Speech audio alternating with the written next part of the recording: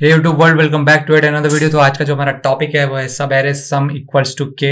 Basically हमें एक सब एरे का कॉन्सेप्ट यूज करना है यहाँ पे, और हमको एक वैल्यू दी हुई है 2, और बताना है कि कितने सब एरे यूज करके ये हम सॉल्यूशन दे सकते हैं। ठीक है, सब एरे का कॉन्सेप्ट क्या होता है? बेसिकली अगर तुम्हारे पास कोई एरे है 2 4 8 9, ठीक है, ये तुम्हारी कोई एरे है, तो होता क्या है, एक सब एरे 2 से शुरू करते हैं, 2,4, फिर 2,4,8, फिर 2,8, 2,4,8,9। यहाँ पे तुमने एक चीज नोटिस करोगी, मैं आगे को बढ़ता रहा, पीछे को नहीं आया। अब जब मैं 4 पे होऊंगा ना, तो 4 से मैं 2 में नहीं आऊंगा कभी। तो दूसरी जो मेरी सब एरे बनेगी ये, तो एक सब एरे बनी मेरी 1 2 3 4, 4 सब एरे तो 2 ही बना के चला गया। अब पांचवी फोर्थ बना रहा है, छठी बनाएगा 4 8, फिर 4 8 9, ऐसे करके कंटिन्यूस बनते रहता है। तो एक एरे से मल्टीपल सब एरे बनती है, और एक छोटा ये एरे भी एक सब एरे में काउंट होता है। ठीक है, तो सब एरे का कॉन्सेप्ट ये है, एक बार आगे बढ़ गए तो पीछे वापस नहीं आ सकते। ठीक है, तो हुआ क्या, अब हमको इसमें बताना है कि कितने सब एरे यूज करके हम के को बना सकते हैं।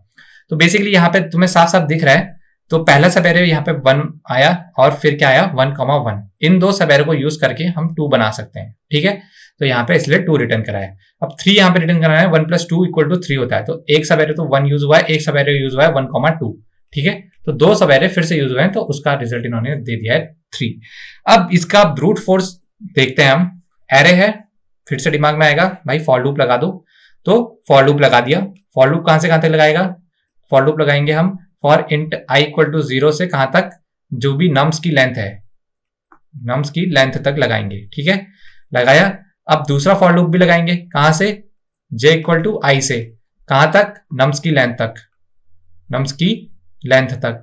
ठीक है, अब j = i से क्यों कराया? मैंने तुमको बोला था एक फॉरवर्ड जाता है, बैकवर्ड कभी नहीं आता है। अब अगर i यहां पे है तो j को भी यहीं पे होना पड़ेगा। ऐसा नहीं कि j पीछे वाले इंडेक्स में चल रहा है, तो जहां पे i है वहीं पे से j भी शुरू होता है। ठीक है, ये एक सब एरे का मेजर कॉन्सेप्ट यही होता है, उसका मतलब मेन कॉन्सेप्ट यही बोल सकते हो उसे।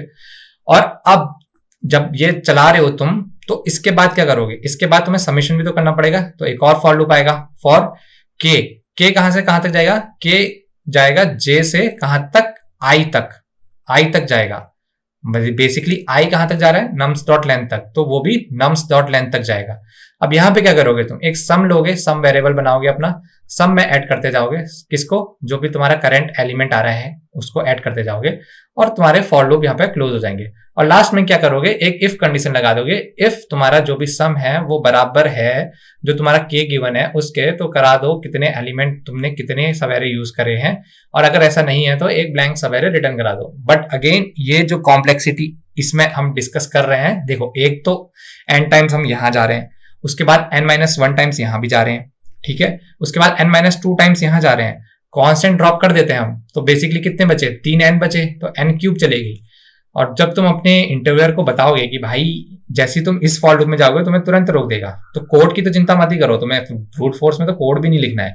ठीक है, उसको बोलना कि मेरे माइंड में ये अप्रोच चल रही है कि एक फॉर लूप लगाऊं, फिर दूसरा फॉर लूप लगाऊं, और तीसरा लगाऊं, बट इसकी कॉम्प्लेक्सिटी O(n³ में जा रही है, तो ये एक बेटर अप्रोच तो नहीं है।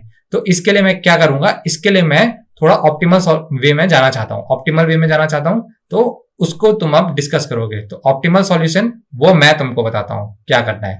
ठीक है, ये 3 फॉर लूप वाला कभी भी, मैं रिपीट कर रहा हूं, कभी भी इंटरव्यूअर के सामने इसका कोड गलती से भी मत लिखना। बस डिस्कस करना है कि भाई ये ऐसा सोच रहा हूं और ये n³ में जा रहा है, पर n³ complexity definitely not required, क्योंकि O(n² तक में लोग रोक देते हैं। ठीक है, मत डिस्कस करना, फंस जाओगे।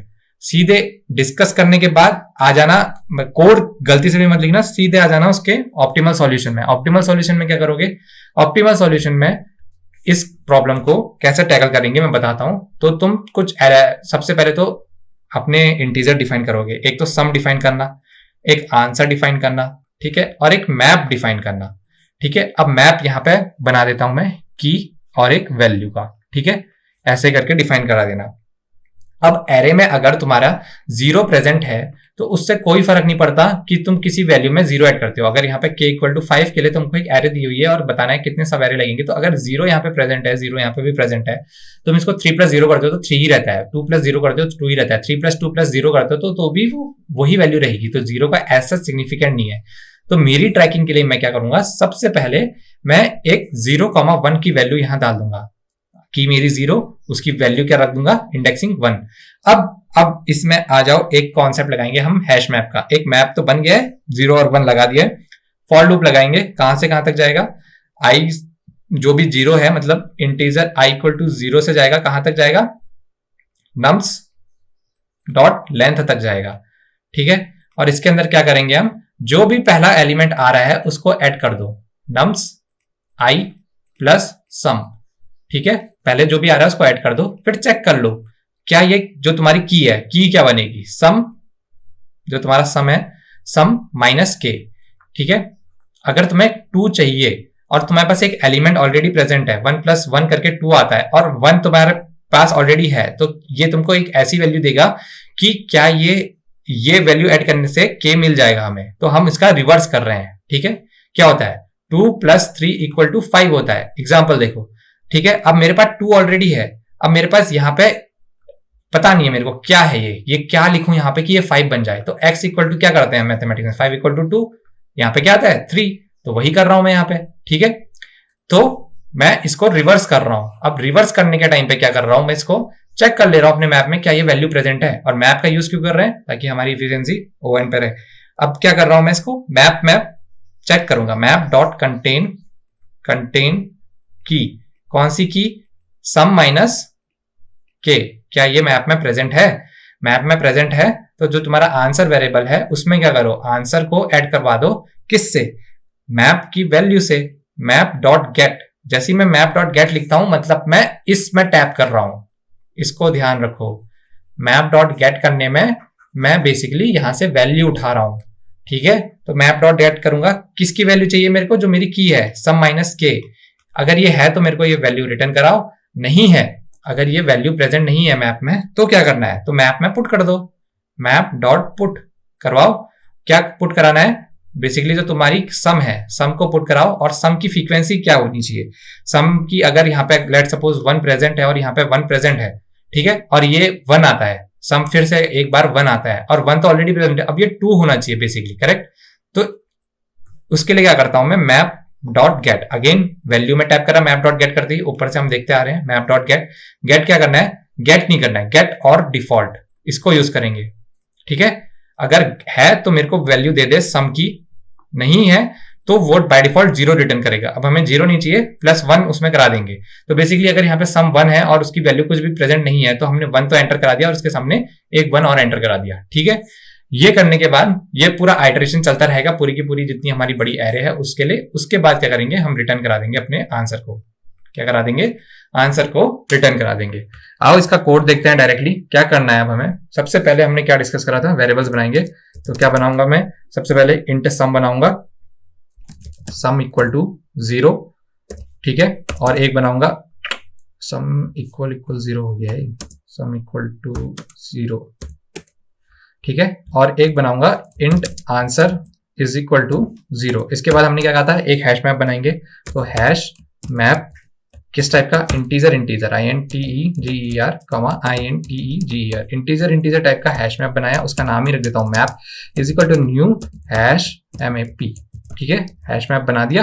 अब इसके बाद क्या करूंगा मैं, इसके बाद हमने क्या कहा था, 0 को और 1 को हम डायरेक्टली पुट कर देंगे, मैप डॉट पुट। क्या करूंगा, 0, 1 को पुट कर दूंगा।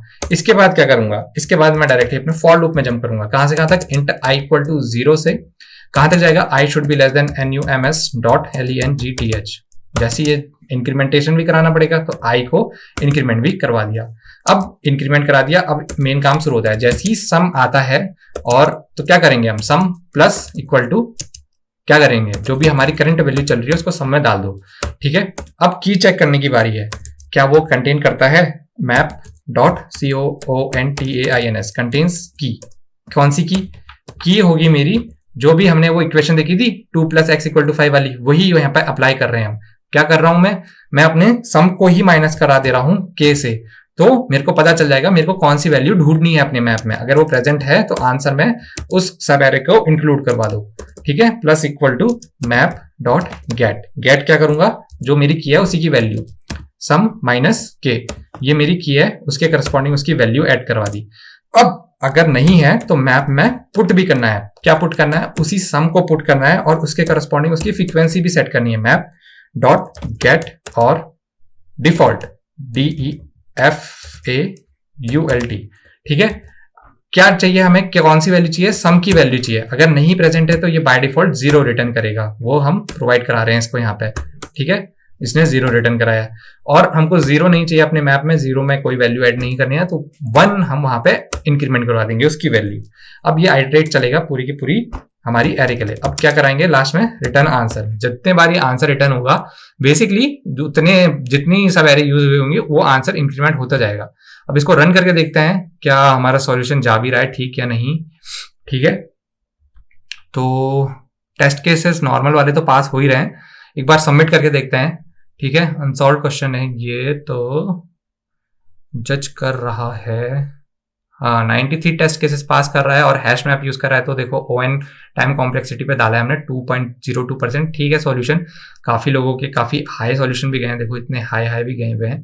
कई लोग 2 फॉर लूप यूज करके भी करते हैं, सॉल्यूशन ब्रूट फोर्स अप्रोच में देते हैं। और मैं तुमको बोलूंगा तुम्हें अपने पर्सनल के लिए करना है तो 2-3 फॉर लूप लगा के इसमें भी कर सकते हो, उसकी टाइम कॉम्प्लेक्सिटी देख सकते हो, बहुत हाई जाएगी। लेकिन अगेन मैं बोलूंगा इंटरव्यूअर के सामने उसको डिस्कस गलती से भी, मतलब डिस्कस करना, लेकिन उसका कोड लिखने मत बैठना। 2 फॉर लूप लगेंगे और जैसे ही लिखने भी बैठोगे 2 फॉर लूप के बाद जैसे तुमको लगेगा तीसरा फॉर लूप अब लिखना है तो उसको बोल देना okay if I will use third for loop तो मेरी ये कॉम्प्लेक्सिटी ON क्यूब में जा रही है, जो कि मेरे को नहीं लग रहा है ठीक जा रहा है मेरा सॉल्यूशन, तो मैं इसमें थोड़ा चेंज करना चाहूंगा और मैं हैश मैप के थ्रू इसको सॉल्व करना चाहता हूँ, ठीक है। वो भी तुम्हारी हेल्प करता है, इंटरव्यू हेल्प करता है, उसको थोड़ा टाइम दो, तुम्हारे दिमाग में उस समय जो भी चल रहा है उसको सामने एक्सप्रेस करो, ठीक है। अगली वीडियो में मिलेंगे।